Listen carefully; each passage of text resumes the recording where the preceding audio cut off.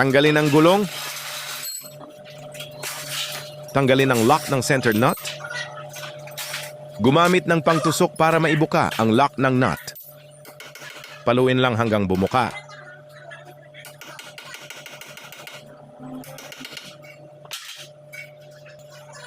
At pag wala ng lock, gumamit ng socket 30mm or 32mm, depende sa size ng nut.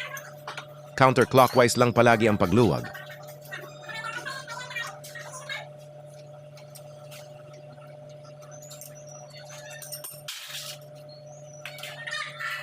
Isunod tanggalin ang tie rod. Tanggalin muna ang lock pin sa kaluwagan ng nut. Pwede mo paluin marahan o pwede ka namang gumamit ng dot special tools.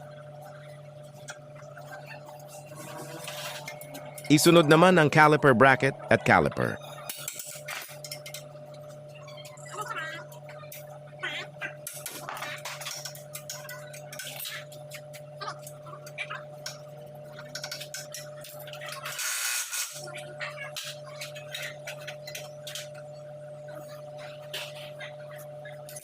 Isunod naman ang ball joint, tuluwagan lang ang nut at tanggalin.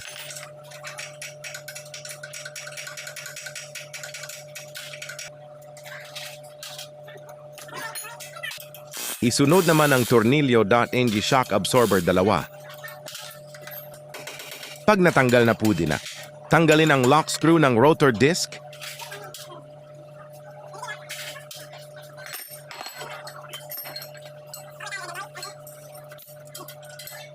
At mailalabas mo na ng buo ang knuckle arm.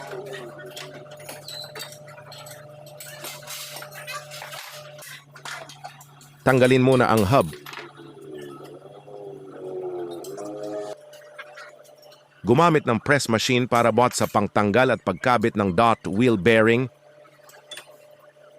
para hindi masira at maiayos ng husto ang pagkabit.